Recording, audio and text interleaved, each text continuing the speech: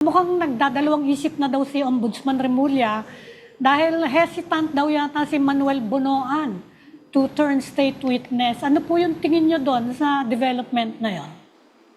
Ako personally, based on the investigation that we conducted, kasi may testimonya si Yusek Bernardo noon na lahat ng may mga alokasyon doon na 15% ang komisyon na tinideliver niya kay ating Secretary Bonoan.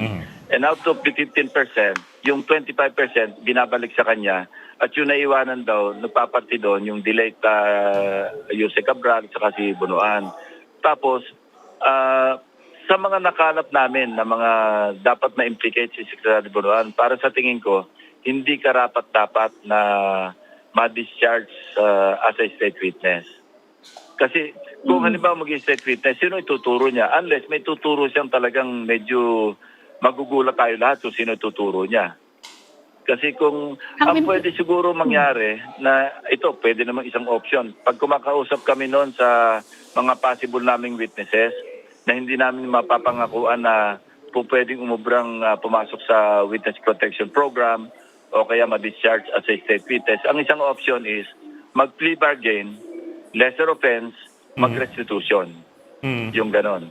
Magkakaroon ng conviction kasi mag-plea bargaining ka, aamin ka. Mag-plead guilty, magte-testify ka. Ang kapalit noon, siyempre, lesser yung bibigay sa yung prison terms, di ba? Yeah. Yun ang isang option. Pagka kumakausap kami, ako kasi pag kumausap ako sa potential witness o kaya resource person, I'm being very forthright. Hindi ko pinapangako ng heaven and earth. Papangako mo na ito, kaya natin to. Kaya. Sinasabi ko yung mga options para sila yung mag-decide. Hindi ako namumuwersa eh. Pero alam din nila yung consequence kasi alam din nila yung hawak ko against them. Tulad si Yusek Bernardo, naka-4 na usap. At saka hindi ako lumapit kay Yusek Bernardo, hindi ko siya kilala. Siya yung humanap ng conduit papunta sa akin. Pero nung una, tinatansya niya kung ano yung alam ko. Alam ko eh, kasi hindi siya, naka-clam up siya eh, nagbibigay ng konti, pero bitin-bitin.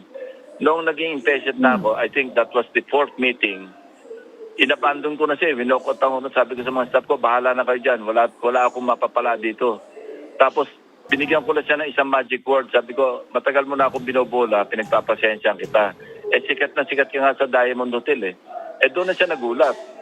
Nung paalis na ako, tumawag na yung conduit na namin. Sabi niya, Sen, ba't mo naman iniwan? Sabi ko, binobola ako eh. Hindi, sabi niya, sasabihin na raw lahat. Doon na nag-start. When he said, sasabihin na lahat, true enough, sinabi niya talagang lahat. And I also told him all the consequences na ito yung mga options mo. So ngayon, andyan naman siya, di ba, tinanggap naman siya bilang state witness only doon sa mga kaso na pinapaloban niya. Kung may lalabas na kaso na nasa labas nitong kanyang tinatestify at may implicate siya, that's his own lookout.